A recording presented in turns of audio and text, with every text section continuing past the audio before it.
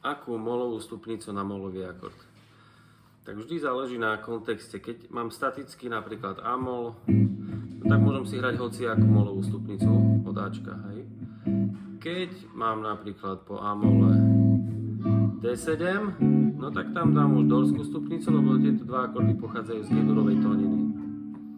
Keby som mal po A-mole napríklad D-mol, tak tam dám A-mol prirodzenú stupnicu. Lebo tieto dva akordy pochádzajú z C-durovej stupnice alebo z A-molovej. Tak preto. Keby som mal A-mol a B-maj napríklad, alebo B-dur, tak tam dám frigickú, A-mol frigickú, pretože tieto akordy sú z F-durovej tóniny. No a tam je Ačko frigická stupnica. Potom tam môžem dať ešte napríklad A-mol E7, tam by som dal harmonickú mol, lebo E7 je na 5. stupni A-mol harmonickej, alebo ja neviem, A-mol D7 B9, tak tam by som dal melodickú mol. Dobre, tak poďme si to skúsiť, ako to znie zvukovo.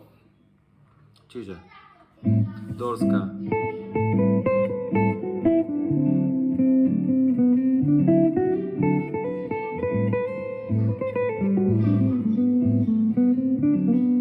Čiže A dorská, teraz idem A prirodzenú.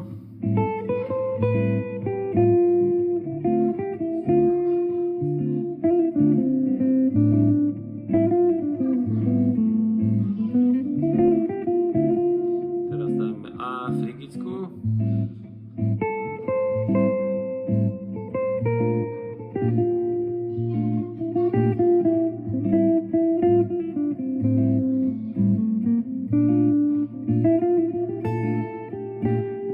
A mol melodická.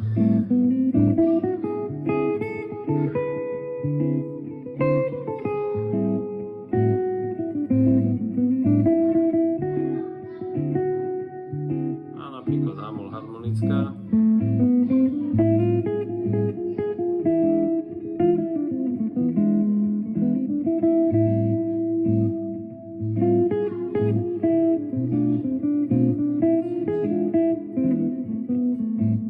Čiže vždy záleží na kontexte, že čo nasleduje, aký akord nasleduje po tom mojom Po prvom akorde ja spojím si tie akordy, z akej tóniny vlastne pochádzajú a podľa toho viem, akú molovú stupnicu by som tam hral.